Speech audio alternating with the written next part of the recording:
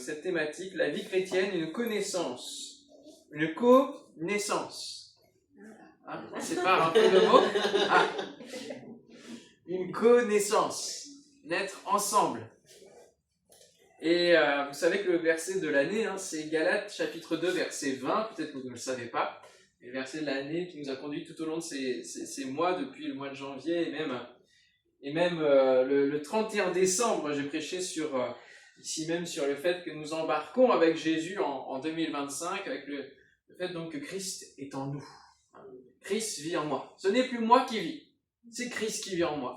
Et alors ça change des choses. Ça a changé tellement de choses que j'ai changé d'église. Hein, on n'imaginait pas ça le 31 décembre du tout. Mais voilà, quand on est embarqué avec Jésus, ce n'est plus nous qui décidons. C'est lui qui décide de nos vies, des choses qui vont se passer dans nos vies, des plans parfaits qu'il a prévus, des œuvres qu'il a préparées d'avance, alors nous entrons dedans. Si nous comprenons cette différence qu'il y a justement de pouvoir avoir Christ qui se forme en nous, qui grandit, qui croît, comme dira Jean-Baptiste, hein, il faut qu'il croisse et que je diminue, que le moi diminue. Il ne suffit pas d'avoir le salut de Jésus-Christ pour qu'il vive en nous chaque jour. C'est une invitation quotidienne que nous devons faire au Seigneur pour qu'il puisse véritablement vivre en nous. C'est un chemin à parcourir, c'est une relation à entretenir. Et il ne suffit pas d'avoir les sentiments qui étaient en lui, le caractère, mais il faut une connaissance, vraiment de naissance. Hein. On est dans une nouvelle naissance quand on devient chrétien. Et il y a cette naissance de Christ en nous. Alors, en premier point, j'aimerais aborder cette dimension du besoin de connaissance, qui a toujours été là dès le début de l'humanité. Dans le terme de connaître, d'avoir la connaissance, d'avoir plus de connaissances, hein, de chercher à repousser les limites de notre intelligence, de notre cerveau. Et vous voyez cette image-là, hein, avec le fruit précieux, qui a été beau, et non seulement beau, c'est qu'en regardant ce fruit, Ève a vu qu'il était précieux pour ouvrir l'intelligence, pour donner la connaissance. De cet arbre qui s'appelle l'arbre de la connaissance du bien et du mal. Ce discernement, cette distinction qui était inaccessible pour l'être humain créé selon Dieu, dans le plan parfait de Dieu. Il n'avait pas besoin d'avoir cette connaissance-là. Mais il y avait ce besoin qui a été titillé, entretenu, et finalement, depuis le Jardin d'Éden, il y a ce besoin de chercher à repousser les limites. Alors non pas que l'aspect scientifique soit mauvais, bien au contraire, il nous a permis de guérir des maladies, de découvrir plein de choses. On a toujours ce besoin d'aller beaucoup plus loin. Et des fois on va même plus loin que ce que Dieu a prévu, où nous allons changer l'ADN, changer des choses pour faire des bébés de plus en plus parfaits, pour qu'on annule tout ce qui est de l'ordre du dysfonctionnement, selon ce que l'on appelle dysfonctionnement. Besoin de connaissance. Seulement, cette connaissance est devenue un fardeau, et c'est accompagné de sentiments désagréables, la honte, la culpabilité. Ils ont découvert qu'ils étaient nus, hein. Genèse chapitre 3, verset 4, alors le serpent dit à la femme, vous ne mourrez point, mais Dieu sait que le jour où vous en mangerez, vos yeux s'ouvriront et vous serez comme des dieux connaissant le bien et le mal. Voilà, une toute puissance dans la connaissance. Plus on a de connaissances, plus on peut imposer à l'autre. Hein? Souvent on dit, le savoir c'est comme la confiture, hein? Plus on en a, moins on en a, plus on l'étale. Hein? Cette expression qui dit ça, mais finalement plus on en a, plus on l'impose à l'autre, et on est force de rendre l'autre esclave, parce que nous sommes plus sachants, avec plus de connaissances. Mais en choisissant de faire confiance à Jésus pour le reste de notre vie, eh bien nous nous remettons dans l'état d'esprit du Jardin d'Éden, où nous apprenons que ce que Dieu désire nous faire connaître. Ça fait toute la différence. Parce que ce que le monde nous propose en termes de connaissances est inutile. Pourquoi? Parce qu'il nous conduit au péché. Il nous conduit à la désobéissance, il nous conduit à la rébellion, il nous conduit en dehors du territoire que Dieu a défini en termes de connaissance. Et dans les prophètes, dans Jérémie au chapitre 33, Dieu dira « Invoque-moi et je te répondrai ». Voilà le chemin de la connaissance. Va vers ton Père, va vers Dieu. Invoque-moi et je te répondrai, je te donnerai ce que tu dois savoir. Je t'annoncerai de grandes choses, des choses cachées que tu ne connais pas. Mais si tu commences à chercher la connaissance en explorant tout ce que le monde peut te proposer, eh bien, tu es confronté au péché. Et il y a comme un système de clapet qui va se mettre en place au travers de nos yeux, nos yeux qui sont appelés la lampe du corps, dira Jésus. Et si on peut montrer cette autre diapo, il y a vraiment une séparation entre le physique et le spirituel. Si tu vas vers la connaissance du bien et du mal, eh bien cela va aveugler, va fermer tes yeux sur la connaissance spirituelle, sur la dimension de Dieu. À partir du moment où Adam et Ève ont mangé de ce fruit, oui, ils ont eu de la connaissance, mais ça les a coupés de la relation avec Dieu. Leurs yeux se sont ouverts sur le bien et le mal, mais leurs yeux se sont fermés sur les réalités spirituelles. Ils ne sont pas venus demander la repentance ni rien. Ils sont restés dans ces yeux ouverts, et le monde a continué à rester dans les yeux ouverts face au péché, dans le péché. Par contre, la révélation spirituelle, si tu recherches cette révélation spirituelle, Dieu va te permettre de recevoir cette révélation, donc tes yeux spirituels vont s'ouvrir, et ça va les fermer au péché. Ça va te préserver du péché. De plus en plus, la tentation va rien faire pour toi si tu t'attaches à rechercher le Seigneur. Donc vous voyez, on ne peut pas avoir les yeux ouverts sur tout. Il y a des choses qui sont amenées à être séparées. Il y a d'un côté soit l'aveuglement, soit de l'autre côté la préservation. Et comme Jésus s'approchait de la ville de Jérusalem, en la voyant, il pleura sur elle. Et dit, si toi aussi, au moins en ce jour qui t'est donné, tu connaissais les choses qui appartiennent à ta paix. Mais maintenant, elles sont cachées à tes yeux. Il viendra sur toi des jours où tes ennemis t'environneront de tranchées, t'enfermeront et te serreront de toutes parts, c'est l'an 69-70. Ils te détruiront, toi et tes enfants, au milieu de toi, et ils ne laisseront pas en toi pierre sur pierre, parce que tu n'as pas connu le temps où tu as été visité. Voilà, le verbe connaître, et j'ai pas eu le temps de demander combien de fois il était là, mais il est là de nombreuses fois, dans l'Ancien Testament, dans le Nouveau Testament. Ce verbe de connaître est très important, parce qu'il nous amène véritablement à l'accès à Dieu ou non. Et là, Jérusalem, par son légalisme religieux, n'a plus la capacité de voir le Messie arriver, et il ne le voit pas encore. Le peuple juif a les yeux fermés, comme les yeux fermés avec des écailles, sur l'évidence même de Jésus qui va accomplir toutes les prophéties de l'Ancien Testament, toutes les annonces qui le concernent. Ce n'est pas juste qu'ils ont le cœur dur, c'est qu'il y a un aveuglement qui est posé sur eux. Parce que les choses qui appartiennent à sa paix sont cachées à ses yeux.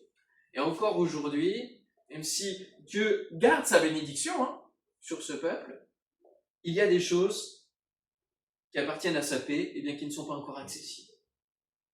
Parce qu'il faut, à un moment donné, comme il nous est dit dans l'Apocalypse, qu'ils ouvrent les yeux, qu'ils posent les yeux sur celui qu'ils ont crucifié. Et alors, ils crieront à Dieu, et Dieu viendra à leur secours. Par la conversion, nous choisissons donc ce chemin de connaître, de naître avec Christ en nous. Et ce mot connaissance a deux axes. On peut voir dans la prochaine diapo, il y a l'aspect de savoir comment Dieu fonctionne. Et ça, nous l'apprenons en lisant la Bible, en faisant de la théologie. On découvre de plus en plus comment Dieu fonctionne, quels sont les principes, la pertinence entre les textes de l'Ancien et du Nouveau Testament. Il y a une cohérence. C'est lors de la théologie, Dieu est saint, Dieu est omnipotent, Dieu est omniprésent, Dieu est omniscient. Nous apprenons les attributs de Dieu, nous pouvons dégager des doctrines de la part en globalisant les textes de la parole de Dieu.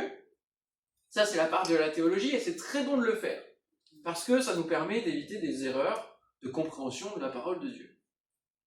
Mais la connaissance à laquelle Dieu nous appelle, en tant que vie chrétienne, c'est aussi entrer en communion avec lui.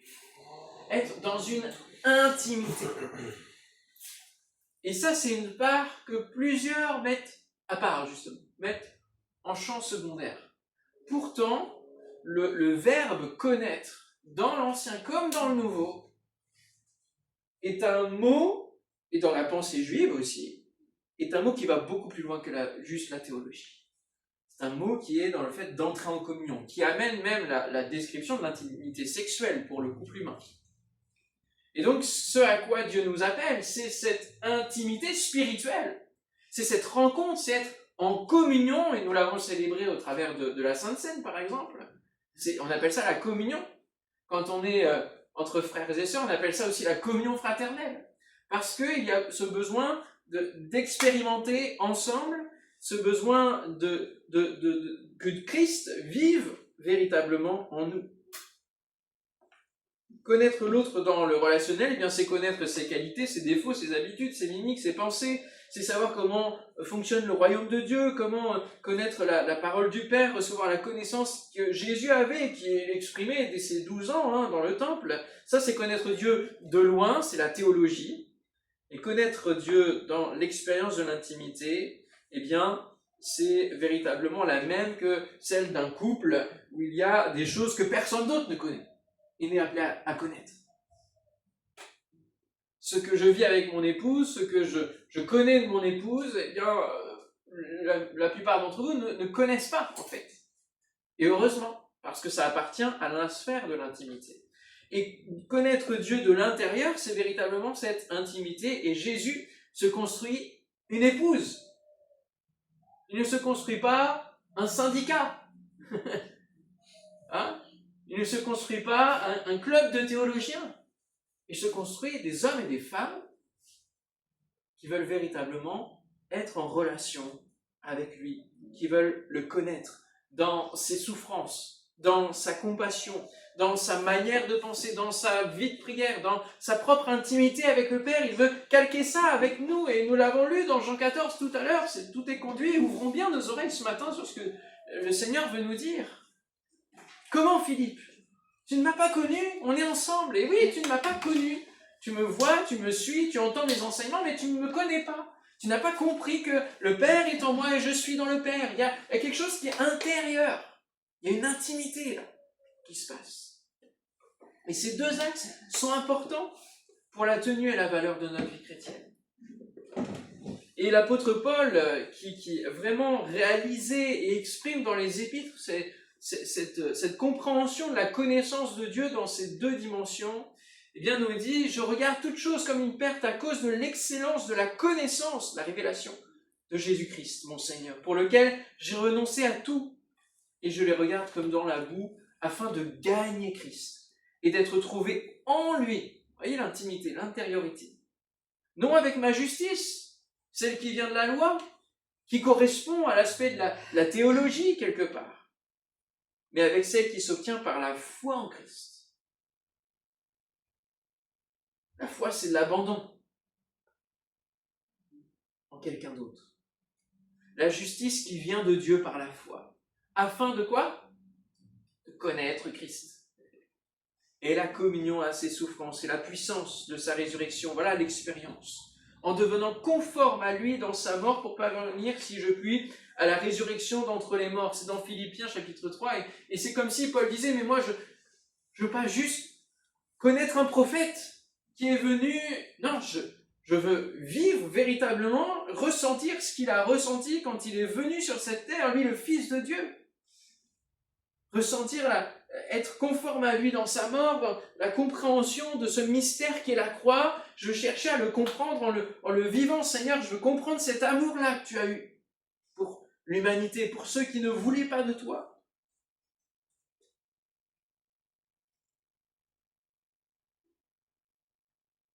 La parabole qui se trouve dans Matthieu 25, qui nous parle des vierges sages et des vierges folles, nous dit qu'à un moment donné, eh bien, pendant qu'elles allaient acheter, concernant les vierges folles, acheter de l'huile, l'époux arriva. Celles qui étaient prêtes entrèrent avec lui dans la salle des noces et la porte fut fermée.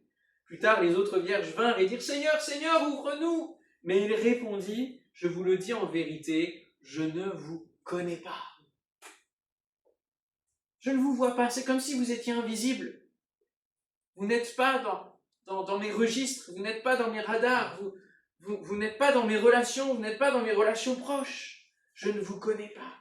Veillez donc, puisque vous ne savez ni le jour, ni l'heure. Je ne vous connais pas. » Et on pourrait très bien prendre l'image de l'Église et d'un pasteur qui bouge comme cela. Et je sais que dans plusieurs mois, quand je viendrai ici, plusieurs diront « Mais je ne le connais pas, lui. Il sort d'où? Il me dit bienvenue, mais en fait, il n'est pas de la maison. » Parce qu'il manquera de la proximité. Il manquera du quotidien ensemble. Il manquera des événements, des expériences ensemble, des visites. Il manquera tout cet aspect-là. Et de la même manière, Jésus dit « Mais en fait, je reconnais ceux qui sont proches. Ceux qui font la volonté de mon Père. » Et donc, pour faire la volonté du Père, il faut être en Jésus, il faut être dans la pensée de Jésus, il faut être dans la proximité, il faut aller chercher et recevoir cette volonté du Père. Aller chercher à la connaître. Prendre ce temps-là. Je ne vous connais pas. Cette dimension de l'intimité dans la Bible. Je ne suis jamais venu dans ta vie. Or, la vie éternelle, c'est qu'ils te connaissent. Toi, le seul vrai Dieu, et celui que tu as envoyé, Jésus-Christ. Et la vie éternelle prend place dans notre vie à partir de ce moment-là. On a tout à apprendre de ce Dieu que l'on ne connaît plus. Nous avons besoin de décrypter son fonctionnement, de connaître le royaume de Dieu que Jésus a expliqué pendant son ministère terrestre. Et on a besoin aussi de recevoir justement cette connaissance en termes d'expérience. Et c'est ce que les disciples vont vivre après la croix, après l'ascension. Ils vont vivre une expérience au travers de la Pentecôte. Et quelque temps avant, il y a de la part des disciples cette interrogation: Seigneur, comment ça va se passer? Il va vous dire: ce n'est pas à vous de connaître ça. Ça nous montre combien on n'a pas besoin de tout savoir. On a besoin de savoir l'essentiel et ce que Dieu décide comme essentiel. Alors quel est le vecteur de la connaissance? Qu'est-ce qui fait que nous recevons cette connaissance-là? On ne connaît pas Dieu en lisant 2 pages de la Bible, en lisant un commentaire biblique de quelqu'un.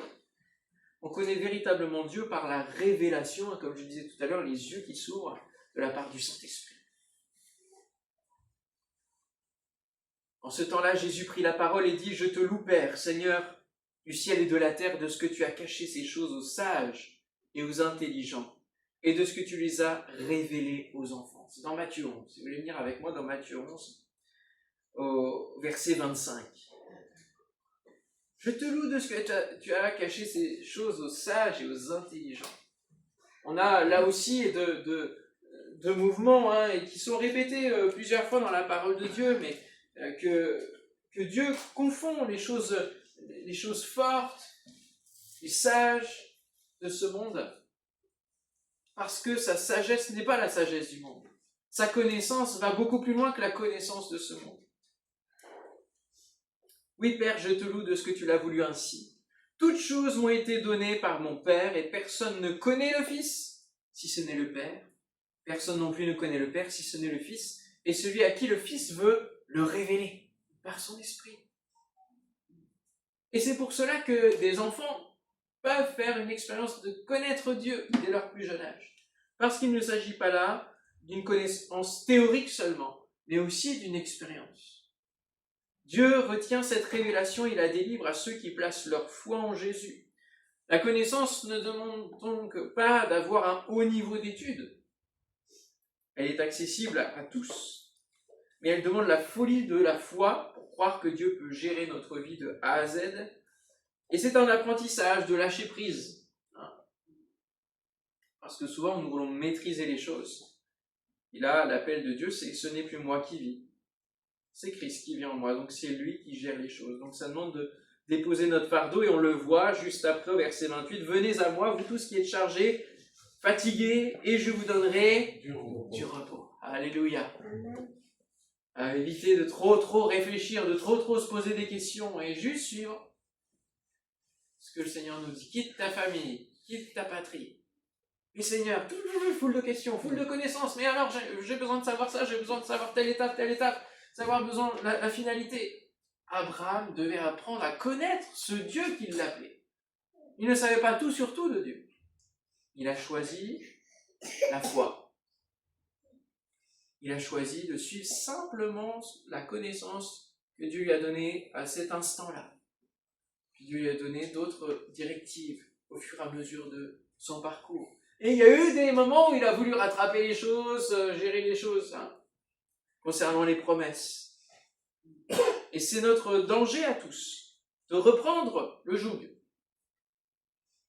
et de nous trouver fatigués, de nous trouver dans des positions inconfortables et des conséquences malheureuses. Prenez mon joug sur vous et recevez mes instructions. Seulement cela.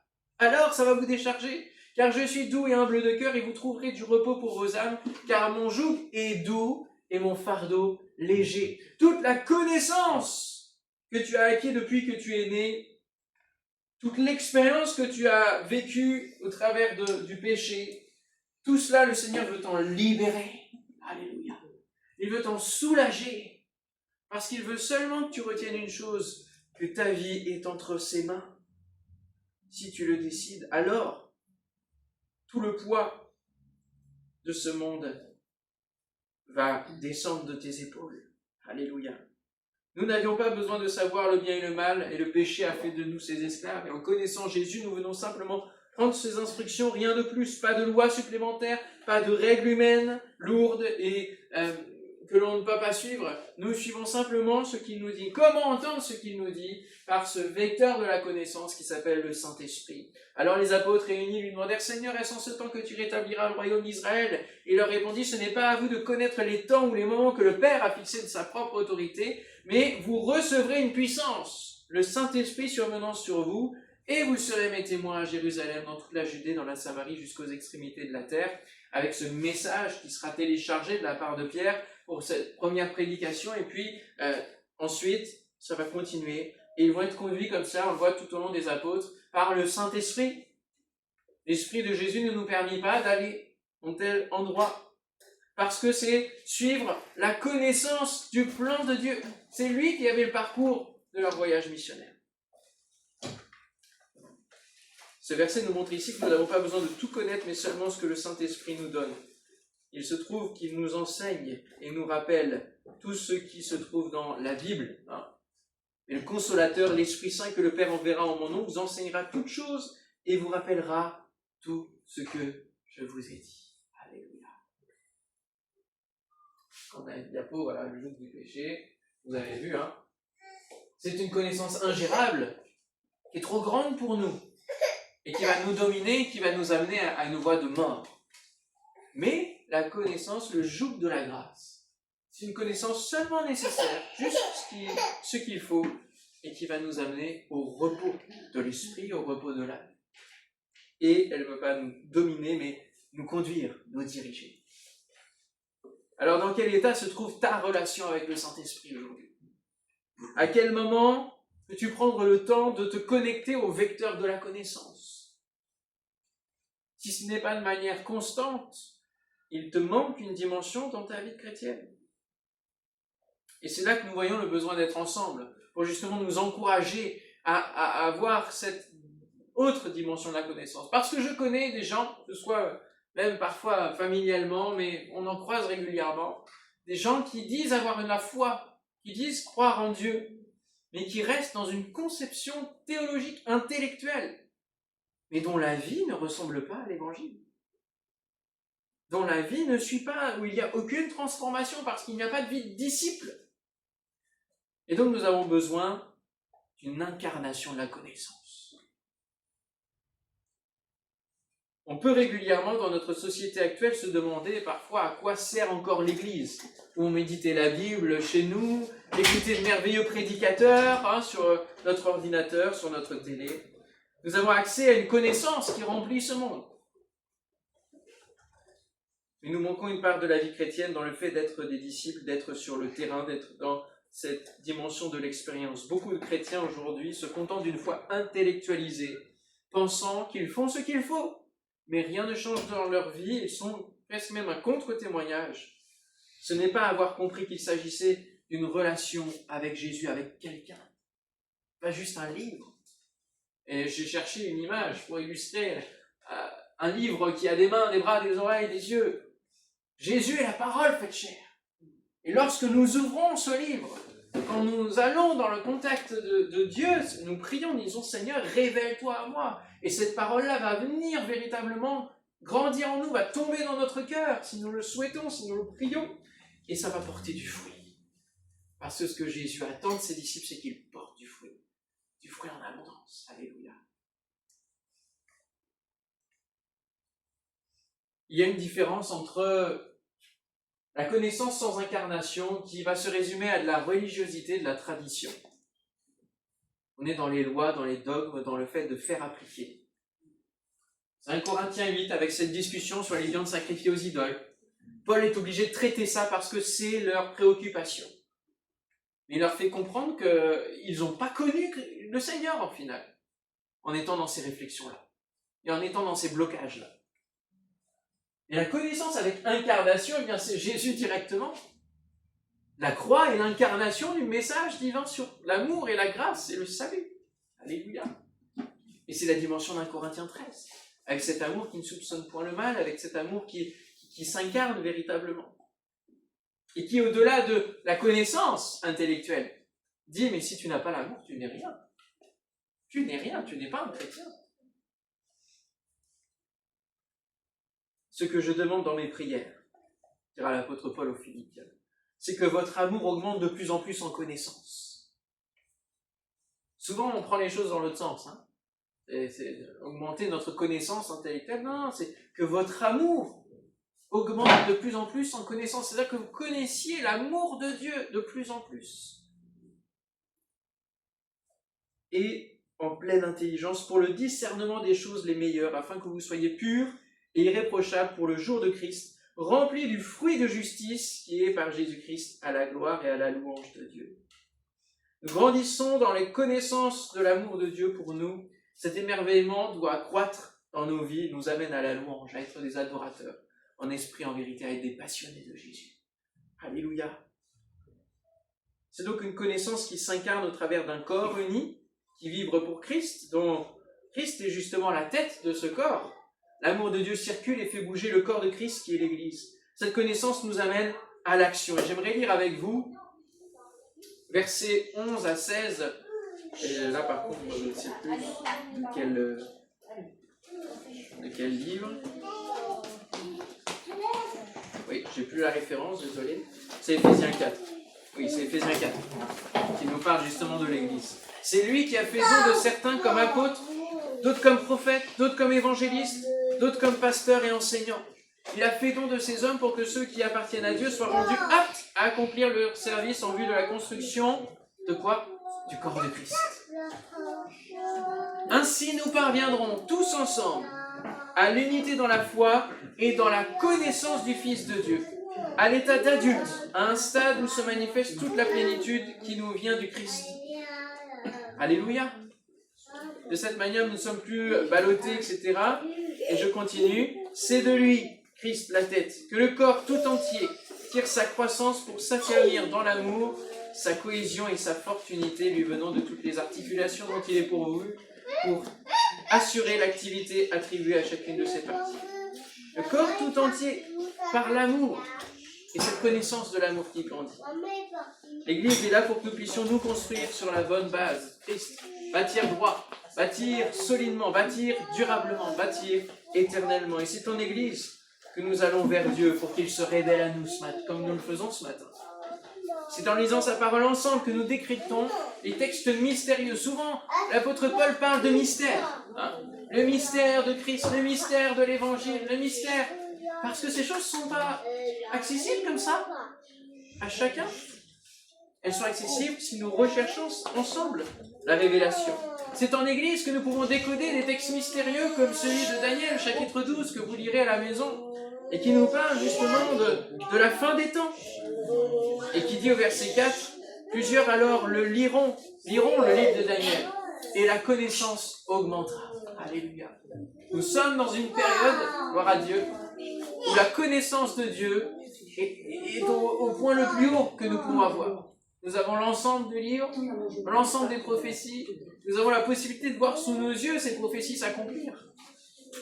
Et donc ça, c'est merveilleux de comprendre que Daniel s'accomplit sous nos yeux. Parlons justement, en conclusion, de la fin des temps. Et de ce combat que nous devons avoir pour justement connaître Dieu dans ces deux dimensions. Je rapproche souvent mes prédications à la fin des temps parce que nous y sommes. Nous y sommes. Quand nous lisons la Bible, nous avons cette révélation que nous y sommes, les signes s'accomplissent. Et l'apôtre Paul dit aux Colossiens qu'il tient un combat. Chapitre 2. Je tiens en effet à ce que vous sachiez combien rude est le combat que je livre pour vous et pour les frères qui sont à Laodicée. Laodicée, très intéressant, c'est quoi comme église? C'est une église où Jésus va dire qu'elle a perdu son premier amour. Ah. Et du fait qu'elle a perdu son premier amour, qu'est-ce qui se passe dans cette église? Elle ne voit pas, elle n'a plus la connaissance réelle de qui elle est. Qu'elle est pauvre, aveugle et nue. Et elle pense qu'elle est bien, sous tout rapport. Et il y a un combat que l'apôtre Paul mène pour Colosse et Laodicée, parce que les villes sont côte à côte. Comme pour tous ceux qui ne m'ont jamais vu personnellement, je combats pour eux, afin qu'ils soient encouragés et que, unis par l'amour, ils accèdent ensemble, en toute sa richesse, à la certitude que donne la compréhension du secret de Dieu, à la pleine connaissance de ce secret, c'est-à-dire du Christ. En lui se trouvent cachés tous les trésors de la sagesse et de la connaissance. Laodicée, si tu connaissais le Seigneur, c'est cela qu'il est en train de dire, un peu à la manière de Jésus. Colosse, si tu connaissais le Seigneur, si tu entrais dans cette recherche de l'amour, il y a un combat parce que nous allons être empêchés de connaître Dieu de cette manière-là. Combien nous combattons pour avoir une relation avec Dieu, pour avoir des temps avec Dieu, intime et personnel. Combien notre agenda est en tension perpétuelle et ne nous laisse pas de place pour ces temps-là. C'est un véritable combat, mais que nous devons mener. Parce qu'à un moment donné, si nous ne cherchons plus à connaître Dieu dans cette dimension, eh bien, il y a un autre exemple dans Romains 8, où Paul décrit au travers de ce chapitre qu'il est en train de dire « Je n'ai pas honte de l'évangile ». S'il est obligé de dire ça, ça veut dire que l'Église de Rome, elle est sous une influence de la société romaine. Et la société romaine va à l'encontre de bien des principes divins, de bien des commandements divins. Et l'apôtre Paul souligne plein de choses, notamment des relations sexuelles entre hommes ou entre femmes, et il va expliquer qu'à un moment donné, c'est la conséquence d'hommes et de femmes qui n'ont plus cherché à connaître Dieu. Et il va dire, donc dans ce premier chapitre, versets 28 et 32, et puis toutes les autres choses, ils n'ont pas jugé bon de connaître Dieu. C'est pourquoi Dieu les a abandonnés à leurs pensées fausses. Si bien qu'ils font ce qu'on ne doit pas. Ils accumulent toutes sortes d'injustices et de méchanceté, d'envie et de vices. Ils sont pleins de jalousie, de meurtre, de querelles, de trahison, de perversité. Ce sont des médisants, des calomniateurs, des ennemis de Dieu, arrogants, orgueilleux, fanfarons, ingénieux à faire le mal. Ils explorent la connaissance du mal, du péché. Ils manquent à leur devoir envers leurs parents. Ils sont dépourvus d'intelligence et de loyauté, insensibles, impitoyables. Ils connaissent très bien la sentence de Dieu, qui déclare passibles de mort ceux qui agissent ainsi. Malgré cela, non seulement ils commettent de telles actions, et encore ils approuvent ceux qui les font. Ne nous contentons pas, frères et sœurs, de connaître la sentence, de connaître le jugement de Dieu. Mais puissions-nous juger bon de connaître le Seigneur. Alléluia. Et de mener ce bon combat. Seigneur, je veux te connaître. Plus qu'avec mon intelligence. Souvent, j'explique ma conversion ainsi, c'est que moi, j'ai entendu le message de l'Évangile depuis tout petit. Donc, depuis tout petit, je savais quelle était la réalité du salut de Jésus, qu'il fallait répondre à un appel dès mon plus jeune âge, mes premières années. Et je repoussais ça au lointain en disant, voilà, quand je serai grand, ce sera le moment de faire mon choix. Mais à un moment donné, tu es venu avec cette rencontre du cœur. Ce que je savais intellectuellement est descendu dans mon cœur. Et cette expérience a fait de moi un nouveau-né dans la foi. Alléluia. Donc il faut que nous ayons cela aussi au quotidien. Non, Seigneur, je veux pas seulement lire ta Bible et lire la Bible et chercher à comprendre les rouages intellectuels, comment la pensée de Paul est merveilleuse, comment les psaumes sont poétiquement merveilleux. Oui, je veux m'émerveiller de cela. Mais je veux vivre aussi cela. Je veux devenir poète à mon tour. Je veux vibrer de cet amour pour mon Dieu. Alléluia. Je veux écrire moi-même aussi des psaumes à la gloire de Dieu. Je veux vivre Christ en moi. Alléluia. Seigneur, nous te bénissons, te remercions pour cet appel encore ce matin que tu nous livres, que tu nous fais comprendre, que tu te révèles à nous, Seigneur, sur la connaissance. Et combien c'est beaucoup plus grand que ce que nous pensons, ce que nous visualisons. Nous n'allons pas être de super théologiens, même si c'est très bien, et j'ai fait de la théologie. Et Seigneur, c'est aussi pendant ces années de théologie que j'ai développé mon caractère selon ton cœur.